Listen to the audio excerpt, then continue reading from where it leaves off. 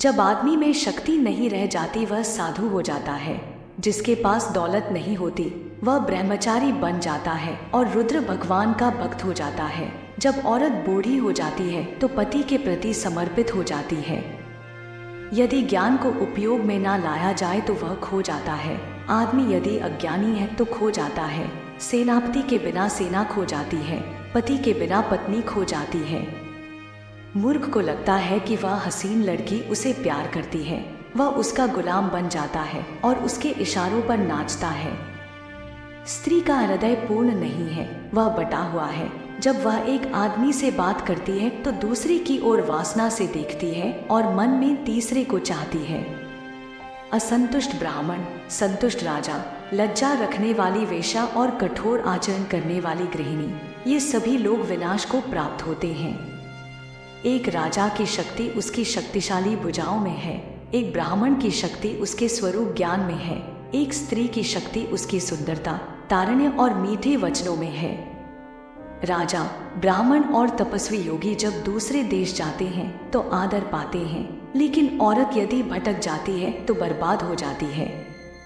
राजा को उसके नागरिकों के पाप लगते हैं, राजा के यहाँ काम करने वाले पुजारी को राजा के पाप लगते हैं, पति को पत्नी के पाप लगते हैं, गुरु को उसके शिष्यों के पाप लगते हैं। एक बेकार राज्य का राजा होने से यह बेहतर है कि व्यक्ति किसी राज्य का राजा ना हो। एक पापी का मित्र होने से बेहतर है कि बिना मित्र का हो। एक मूर्ख का गुरु होने से बेहतर है कि बिना शिष्य वाला हो। एक बुरी पत्नी होने से बेहतर है कि बिना पत्नी वाला हो। मूर्ख लोग बुद्धिमानों से ईर्ष्या करते हैं। गलत मार्ग पर चलने वाली औरत पवित्र स्त्री से ईर्ष्या करती है। बदसूरत औरत खूबसूरत औरत से ईर्ष्या करती है। कोयल की सुंदरता उसके गायन में है, एक स्त्री की सुंदरता उसके अपने परिवार के प्रति समर्पण में है। एक बदसूरत आदमी की सुंदरता उसके ज्ञान में है तथा एक तपस्वी की सुंदरता उसकी क्षमाशीलता में है। लड़की का ब्याह अच्छे खानदान में करना चाहिए, पुत्र को अच्छी शिक्षा देनी चाहिए, शत्रु को आपत्ति और कष्टों में डालना चाहिए एवं मित्रों को धर्म कर्म में लगाना चाहिए। राज परिवारों से शिष्टाचार सीखें, पंडितों से बोलने की कला सीखें, जुआरियों से झूठ बोलना सीखें, एक औरत से छल सीखें। एक बुद्धिमान व्यक्ति को किसी इज्जतदार घर की अविवाहित कन्या से किसी व्यंग होने के बावजूद भी विवाह करना चाहिए। उसे किसी हीन घर की अत्यंत सुंदर स्त्री से विवाह नहीं करनी चाहिए। शादी विवाह हमेशा बराबरी के घरों में ही उचित होता है। ऐसा यहाँ कौन है जिसमें दौलत पाने के बाद मस्ती नहीं आई? क्या कोई बेलगाम आदमी अपने संकटों पर रोक लगा पाया? इस दुनिया में किस आदमी को औरत ने कब्जे में नहीं किया? किसके ऊपर राजा की हरदम मेहरबानी रही? किसके ऊपर समय के प्रकोप नहीं हुए? किस भिखारी को यहाँ शोहरत मिली? किस आदमी ने दुष्ट के दुर्गुण पाकर सुख को प्राप्त किया? स्त्री दान देकर, उपवास रखकर और पवित्र जल का पान करके पावन नहीं हो सकती। वह पति के चरणों को धोने से और ऐसे जल का पान करने से शुद्ध होती है। जो स्त्री अपने पति की सहमति के बिना व्रत रखती है और उपवास करती है, वह उसकी आयु घटाती है और खुद नरक में जाती है। इन पांचों पर कभी विश्वास ना करें।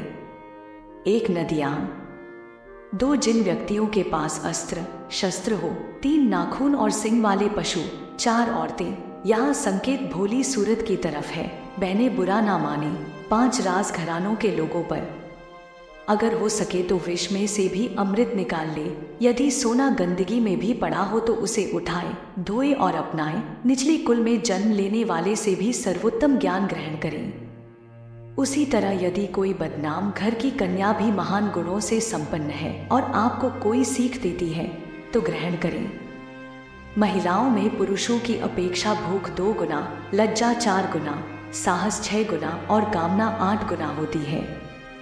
व्यक्ति को आने वाली मुसीबतों से निपटने के लिए धन संचय करना चाहिए। उसे धन संपदा त्याग कर भी पत्नी की सुरक्षा करनी चाहिए, लेकिन यदि आत्मा की सुरक्षा की बात आती है तो उसे धन और पत्नी दोनों को तुच्छ समझना चाहिए। एक बुद्धिमान व्यक्ति को निम्नलिखित बातें किसी को नहीं बतानी चाहिए। एक, कि उसकी दौलत खो चुकी है। 2, उसे क्रोध आ गया है। 3 उसकी पत्नी ने जो गलत व्यवहार किया। 4 लोगों ने उसे जो गालियां दी। 5 वह किस प्रकार बेइज्जत हुआ है। व्यक्ति नीचे दी हुई 3 चीजों से संतुष्ट रहे। 1 खुद की पत्नी से। 2 वह भोजन जो विधाता ने प्रदान किया। 3 उतना धन जितना ईमानदारी से मिल गया। अपने ही घर में व्यक्ति के ये शत्रु हो सकते हैं। 1 उसका बाप यदि वह हरदम कर्ज में डूबा रहता है। 2 उसकी माँ यदि वह दूसरे पुरुष से संग करती है। 3 सुंदर पत्नी। 4 वह लड़का जिसने शिक्षा प्राप्त नहीं की। वह इंद्र के राज्य में जाकर क्या सुख भोगेगा।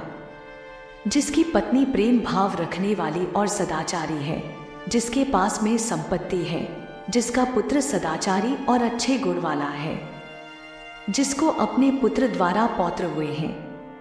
एक बेकार राज्य में लोग सुखी कैसे हो। एक पापी से किसी शांति की प्राप्ति कैसे हो।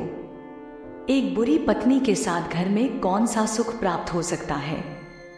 एक नालायक शिष्य को शिक्षा देकर कैसी कीर्ति प्राप्त हो। इन सबको अपनी माता समझे। 1 राजा की पत्नी, 2 गुरु की पत्नी, 3 मित्र की पत्नी, 4 पत्नी की माँ, 5 आपकी माँ। वही अच्छी पत्नी है जो सूचिपूर्ण है, पारंगत है, शुद्ध है, पति को प्रसन्न करने वाली है और सत्यवादी है। उम्मीद करते हैं चाणक्य जी के इन नीतियों और विचारों से कुछ सीखने को जरूर मिला होगा। ऐसे ही फेमस विचारों को सुनने के लिए चैनल को लाइक और सब्सक्राइब जरूर करें।